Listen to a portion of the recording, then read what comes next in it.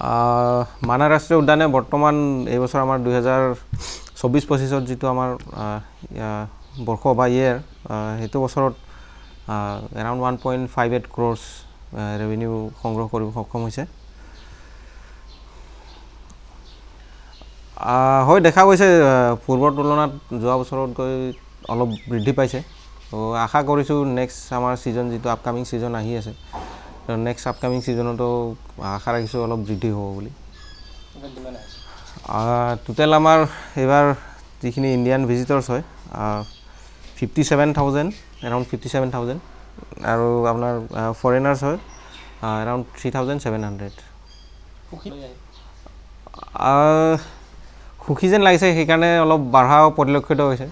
তো ভাবিছোঁ নেক্সট ছিজনত আৰু বাঢ়িব। লগতে যিবোৰ এক্টিভিটিছ আছে তো এক্টিভিটিছবোৰ টুৰিষ্টে নিশ্চয় উপভোগ কৰিব পাৰিব। লগতে যিখিনি আমাৰ নেচাৰেল বিউটি আছে নেচাৰেল বা লেণ্ডস্কেপ আছে বিউটি প্ৰাকৃতিক যি পৰিৱেশ আছে সেইখিনি উপভোগ কৰিব পাৰিব।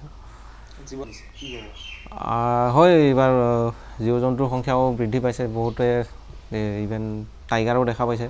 তো লগতে লিঅ'পাৰ্ড বা আৰু আমাৰ যিটো মেলানিষ্টিক লিঅ'পাৰ্ড বুলি কয় ব্লেক পেন্থাৰ তো সেইটো দেখাৰ বহুতৰে সৌভাগ্য হৈছে। তো মই ভাবিছোঁ আমাৰ লগতে কিছুমান চৰাই চিৰিকটিও আহিছে ভাল বাৰ্ডিঙো হৈছে কিজানি। তো ভাবিছোঁ সকলো মানে প্ৰায় সুখী হৈ গৈছে আৰু হয় মানাহ নেশ্যনেল পাৰ্ক বা ৰাষ্ট্ৰীয় উদ্যানটো এটা বাৰ্ডিঙৰ কাৰণে ভাল ডেষ্টিনেশ্যন হয়। তো ইয়াতে মানে উইণ্টাৰ মাইগ্ৰেটৰি আহে বা যিখিনি আমাৰ ছামাৰ মাইগ্ৰেণ্টছ আছে সেইবোৰো পোৱা যায়।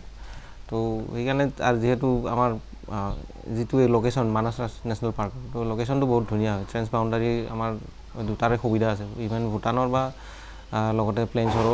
তো সেইকাৰণে কিজানি ইয়াতে ধৰক মাইগ্ৰেণ্টছ কিছুমান মাইগ্ৰেটৰী বাৰ্ডছ ধৰক উইণ্টাৰত যেনেকুৱা হয় বা কাজিৰঙাৰ নিচিনাটো নহয় অলপ যিবোৰ উডলেণ্ড মাইগ্ৰেটৰী বাৰ্ডছ আছে তো সেইবোৰ ইয়াতে পোৱা যায়।